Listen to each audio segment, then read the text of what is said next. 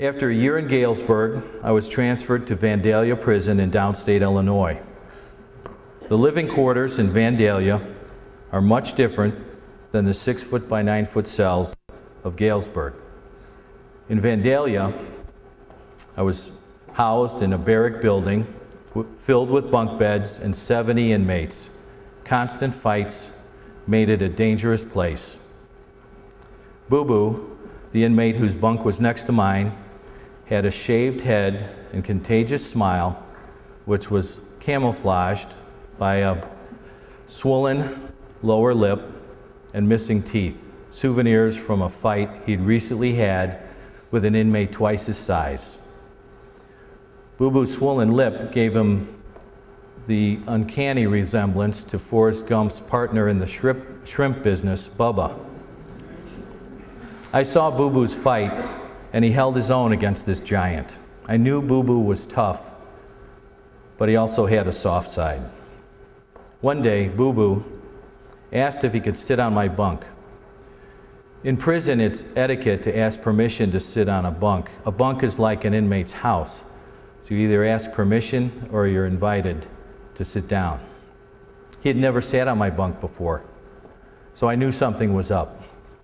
He said, "Mr. Brooks, I'm getting baptized tomorrow." I was happy for Boo Boo, and I told him I'd give him a Bible after his baptism. Boo Boo couldn't believe it. He kept saying, "You will. You really will." After the baptism, Boo Boo was all smiles and so proud.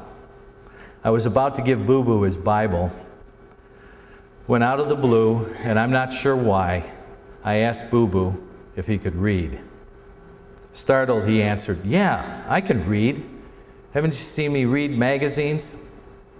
I knew the magazines he looked at were all pictures. Boo Boo got quiet and confessed, "No, I can't read, but will you still give me that Bible? I just want my own Bible. I've never had a Bible my whole life." I told him of course I would give him his Bible, and I would also help him memorize the 25 most important words in the Bible. I was referring to John 3:16. I wasn't sure if I'd hurt Boo Boo's feelings about his illiteracy. I watched that night as Boo Boo treated his Bible like a treasure. He wrapped it in a towel and carefully placed it in his bed box. A bed box in prison is a secure footlocker type box that sits under the inmates' bunks. All the inmates' possessions are kept in the bed box, except for the state-issued black boots, which sit next to the bed box. The next morning, I woke up and looked down at my black boots, and they were so shiny I could see my reflection in them. They had never been polished so well. Boo Boo was beaming. He stayed up to shine my boots, his gift to me.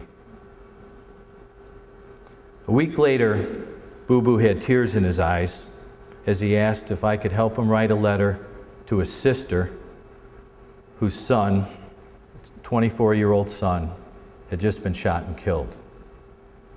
I wrote down Boo Boo's heart-wrenching words that question how this senseless shooting could happen to a Christian mother and child. Boo Boo ends his letter by giving comforting words that he memorized. "Sister, there's a promise for Reginald that are the 25 most important words in my Bible. For God so loved the world that he gave his only begotten Son, and that whosoever shall believeth in him shall not perish, but have everlasting life." There's an epilogue to this story. On the other side of Boo Boo's bunk was an inmate named Gray John. He had gray hair, and his name was John. Gray John had been watching Boo Boo and me. He saw what Boo Boo's Bible had meant to him, so Gray John wanted to see what that was all about. Gray John wanted a Bible. I had an extra Bible, so I gave it to him. Gray John read the Bible day and night, continuously, He was reading the Bible before I woke up in the morning, and I would wake up early. Grey John was Buddhist.